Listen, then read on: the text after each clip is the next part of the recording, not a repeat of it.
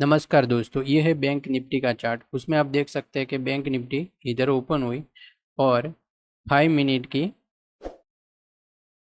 5-6 candle बना के उसने ब्रेक कर दिया। फिर उसने इधर फिर से रेंज बाउंड होके फिर उसको ब्रेक करके फिर अप मोमेंट दी और इधर से उसने नीचे की तरफ मोमेंट दी और इधर जो उसने फिर से रेंज बाउंड हुई 1.5 या 2 घंटे तक, फिर उसने ब्रेक दिया है।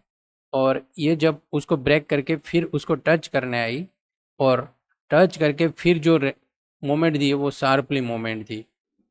अभी अपने कल के लिए उसमें रेजिस्टेंट और सपोर्ट ड्रॉ करने के लिए पहले उसकी ऑप्शन चेन में चले जाते हैं, जिससे आपको पता चले कि कहाँ पे रेजिस्टेंट है और कहाँ पे सपोर्ट है।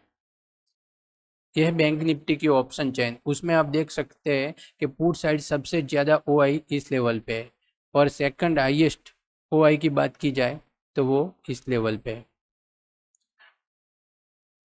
मतलब कि 44,500 और 44,400 ये इम्पोर्टेंट लेवल है। और कॉल साइड बात की जाए तो सबसे ज़्यादा कॉल साइड ओआई इस लेवल पे है और second highest call side OI इस लेवल पे। अभी बैंक निफ्टी इस लेवल पे खड़ी है, मतलब कि ये जो लेवल है ये सपोर्ट का काम करेगा। अगर उसको ब्रेक नहीं करती है तो फिर ये 45,040 तक जाएगी। उसको ब्रेक करने के बाद इस लेवल तक भी आ सकती है। समझो कि उसको ब्रेक कर दिए तो ये इम्पोर्टेंट लेवल है जो 44,500 है। पीसीआर की बात की जाए तो वो है 1.38 जो है पॉजिटिव, मतलब कि बैंक निफ्टी के लिए ये पीसीआर पॉजिटिव है। मतलब कि ये 44,500 तक अगर बेरिश होती है तो इतने तक जा सकती है और अप मोमेंट देती है तो 45,000 और उसके बाद 45,500 तक भी जा सकती है। अभी अपने चले जाते हैं बैंक निफ्टी के चार्ट में। ऑप्शन चेन से ये पता चलता है कि बैंक निफ्टी में इधर से 44,700 और दूसरा है 44,500 और ऊपर बात की जाए तो 45,000 ये रेजिस्टेंट का काम करेगा और ये लेवल सपोर्ट का काम करेगा। और सेकंड सपोर्ट ये हो सकता है, फर्स्ट ये सपोर्ट सेकंड ये हो सकता है। तो उसको क्रॉस करके ऊपर निकलती है तो 45,040 के आसपास रेजिस्टेंट हो सकता है। अभी अपने देख लेते हैं उसके लेवल के बारे में। बैंक निफ्टी का की लेवल होगा 44,711 और उससे पहले उसकी है 50 DMA जो उसने आज क्रॉस की है वो है 44,821, उसके ऊपर टिकी रहती है तो फिर उसका टारगेट ऊपर हो सकता है 45,036 और उसको ब्रेक करने के बाद आ सकता है 45,194 और उसको भी ब्रेक करे तो फिर टारगेट आ सकता है 45,460 और उसको ब्रेक करने के बाद टारगेट आ सकता है 45,770।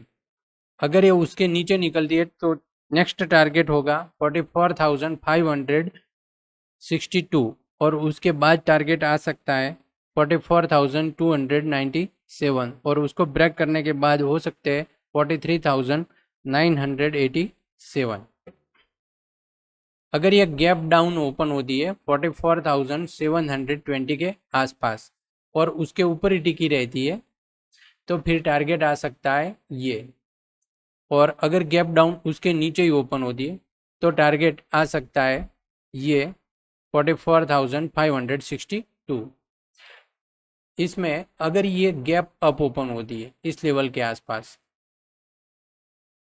इधर ओपन होती है उसको क्रॉस नहीं करती है तो फिर टारगेट नीचे की तरफ ये आ सकता है। और अगर ये गैप अप उसके ऊपर ही होती है तो फिर टारगेट ये आ सकता है, उसके बाद ये भी आ सकता है। मतलब कि इस लेवल बैंक निफ्टी के लेवल से ये पता चलता है कि 44,700 उसका इम्पोर्टेंट सपोर्ट होगा और ऊपर रेजिस्टेंट 45,036 रेजिस्टेंट होगा। अगर उसको क्रॉस कर दिए तो फिर ये टारगेट आ सकता है और नीचे की तरफ क्रॉस करती है तो फिर 44,500 तक भी जा सकती है। तो ये था बैंक निफ्टी का एनालिसिस। अभी अपने देख लेते हैं निफ्टी का एनालिसिस।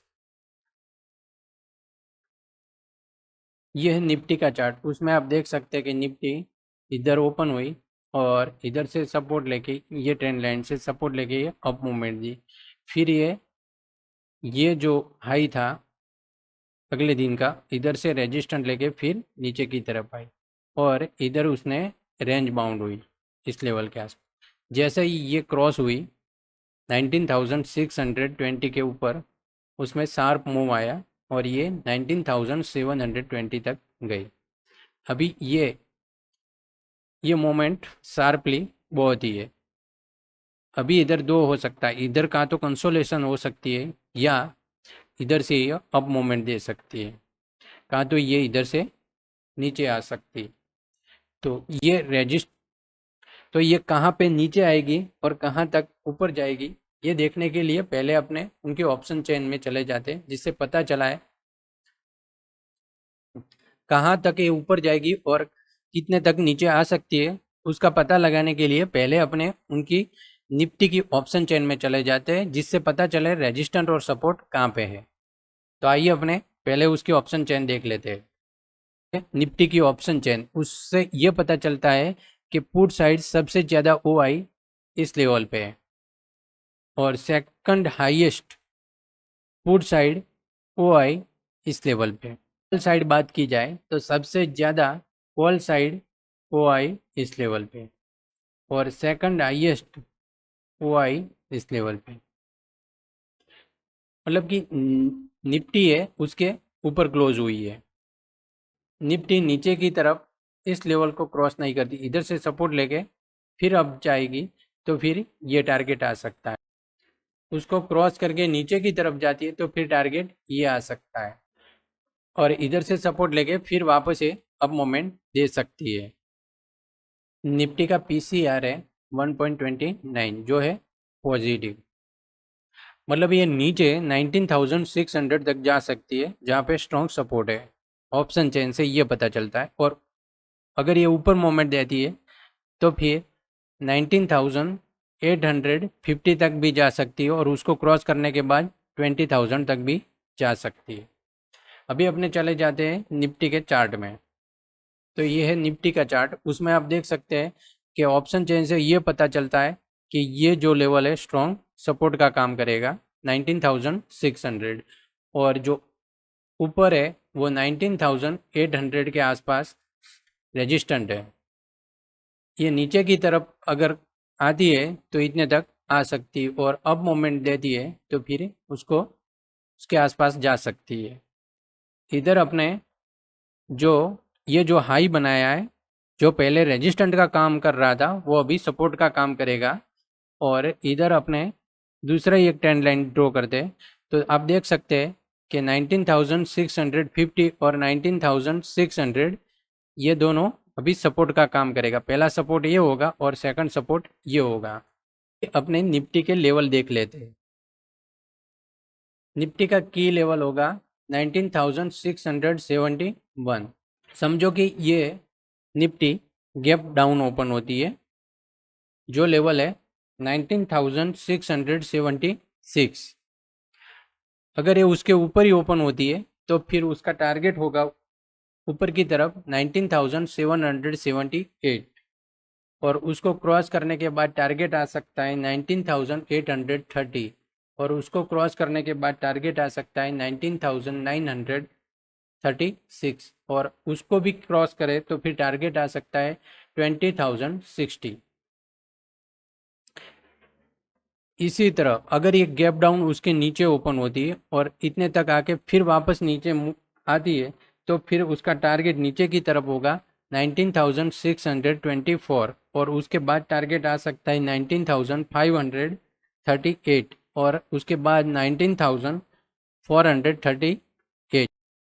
अगर ये गैप अप ओपन होती है इस लेवल के आसपास, ये जो लेवल है उसके आसपास उसको क्रॉस नहीं करती है, तो फिर ये नीचे की तरफ इतने तक आ सकती है। अगर ये उसके ऊपर ओपन होती है और इधर आके सपोर्ट लेके फिर वापस उसको क्रॉस करती है, तो फिर ये टारगेट आ सकते हैं। और उस निफ्टी की वीकली रेंज की बात की जाए तो वो है 19,430 से 20,024, ये उसकी वीकली रेंज हो सकती है। तो दोस्तों ये था निफ्टी और बैंक निफ्टी का एनालिसिस। ऐसा ही हमारा एनालिसिस देखने के लिए आप हमारी चैनल को लाइक, सब्सक्राइब और शेयर करना ना भूलें। तब तक के लिए जय हिंद।